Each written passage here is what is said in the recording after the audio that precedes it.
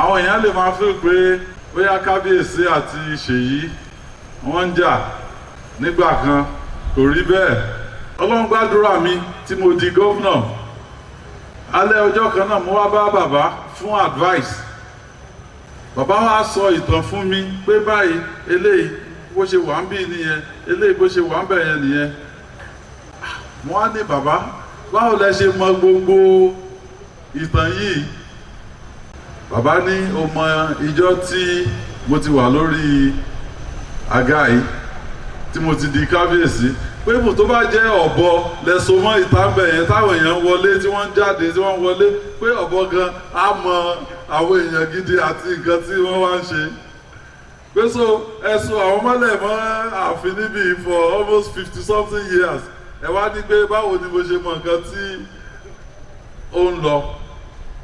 Encyclopedia history àti culture wa nílẹ̀ Yorùbá ló lọ yìí.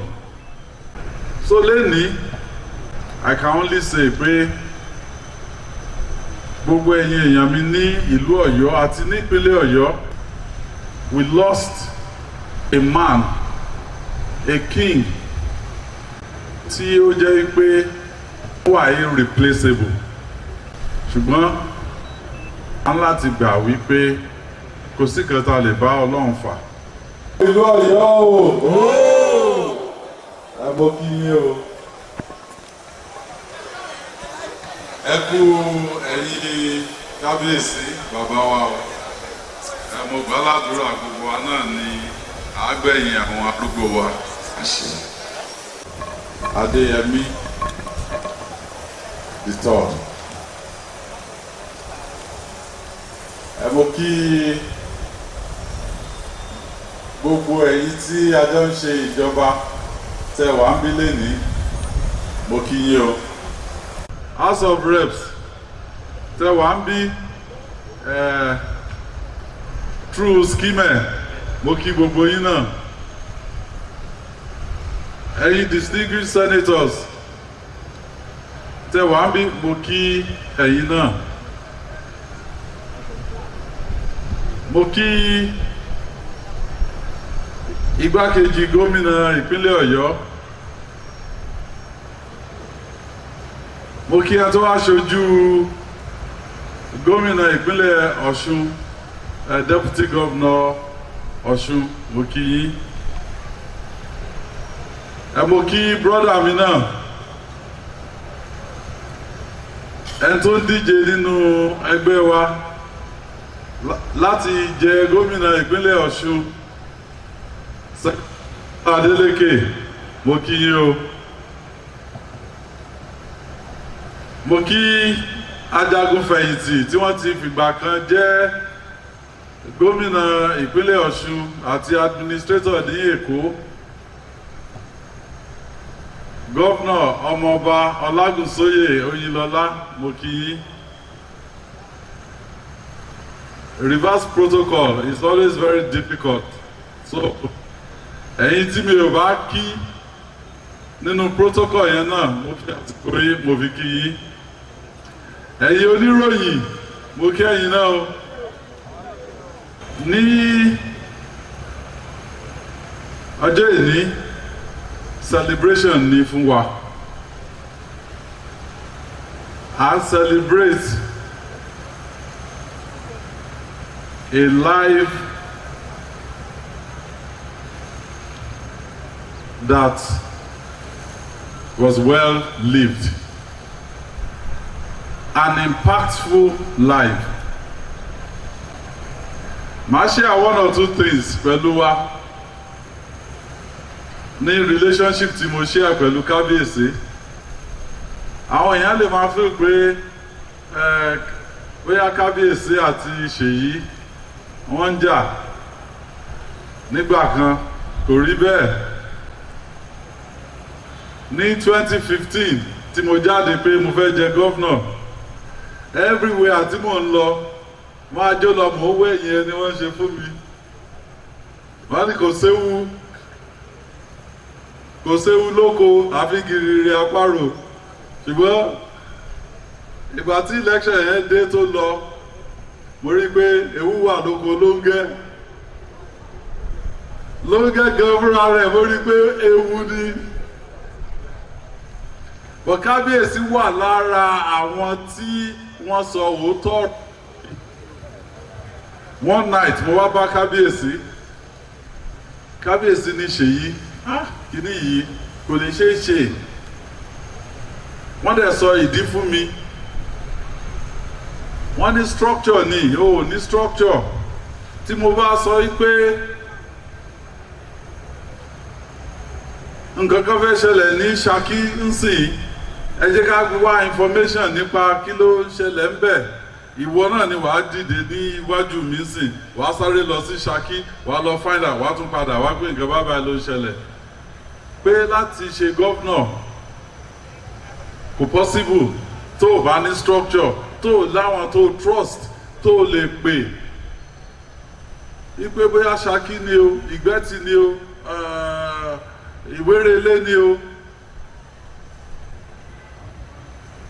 Láti sọ fún ẹ pé kí ló ń ṣẹlẹ̀ ń bẹ̀ tí wọ́n á dẹ̀ sọ tòótọ́ fún ẹ.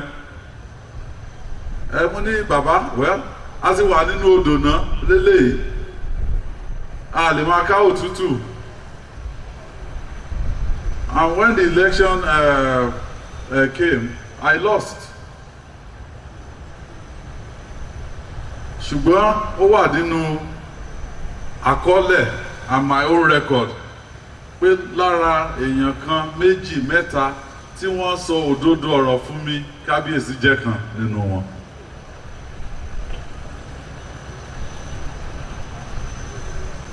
Lẹ́nìgbà tí Ọlọ́run gbàdúrà mi tí mo di gọ́vnọ̀, alẹ́ ọjọ́ kan náà mo wá bá bàbá fún advice. Bàbá wa sọ ìtàn fún mi pé báyìí eléyìí bó ṣe wà ń bí nìyẹn, eléyìí bó ṣe wà ń bẹ̀ yẹn nìyẹn. Mo wá ní bàbá, báwo lẹ ṣe mọ gbogbo ìtàn yìí? Bàbá ní o mọ ìjọ tí mo ti wà lórí àga yìí tí mo ti di kábíyèsí, pé bù tó bá jẹ́ ọ̀bọ lẹ́sọ mọ́ ìtàbẹ̀ yẹn táwọn èèyàn wọlé tí wọ́n jáde tí wọ́n wọlé, pé ọ̀bọ gan á mọ àwọn èèyàn gidi àti nǹkan tí wọ́n wá ń ṣe. Pé so ẹ̀sùn àwọn mọ́lẹ̀ mọ́ ààfin níbí for almost 50-something years. Ẹ wá ní pé báwo ni mo ṣe mọ nǹkan tí ó ń lọ. So encyclopedia history àti culture wa nílẹ̀ Yorùbá ló lọ yìí.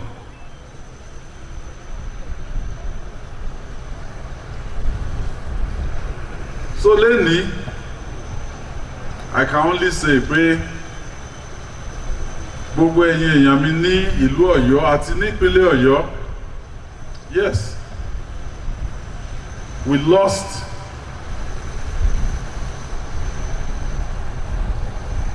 a man, a king, tí ó jẹ́ pé wọ́n wà irreplaceable. Ṣùgbọ́n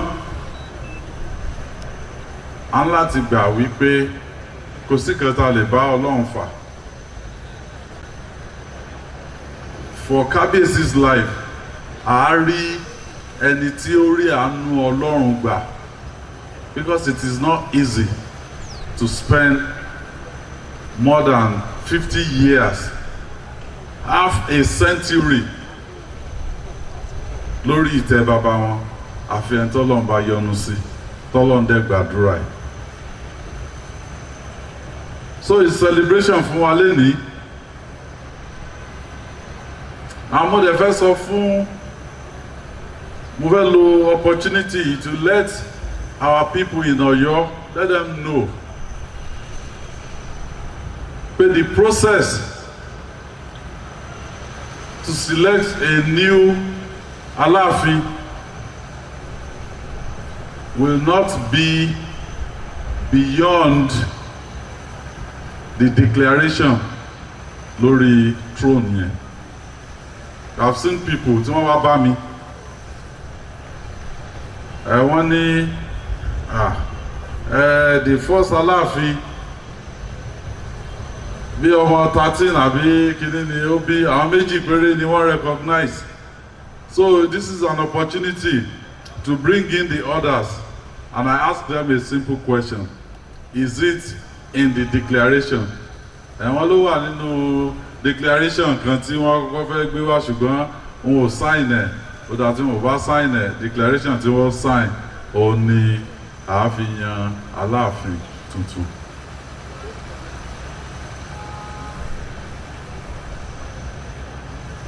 So on behalf of the government and the people of Oyo State, mo fẹ́ kí gbogbo wa pé a kú ẹ̀yin bàbá.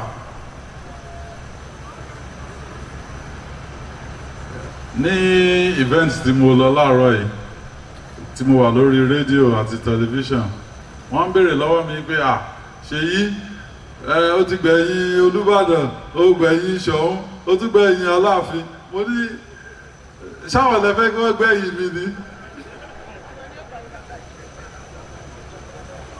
Gbogbo wa ni àgbẹ̀yìn arúgbó wa, a dẹ̀ ṣe ẹ̀yẹ tó tọ́ àti tó yẹ fún gbogbo àwọn arúgbó wa. Mo dúpẹ́ lọ́wọ́ yín o. Enjoy yourself and God bless you all. Ìjọ́lókù báyìí kò sọ̀rọ̀ mọ́, gómìnà ti sọ̀rọ̀. Oríyọmí Hamzat lórúkọ tèmi náà, ìwọ náà rẹpísẹ́ǹtì ilé Akéde, èmi náà rẹpísẹ́ǹtì Àgídìgbòrè. Fúnkẹ́ Táíwò Ọláoyè lórúkọ tèmi láti Bíṣọ̀ Ìbàdàn. Ẹ ṣeun o.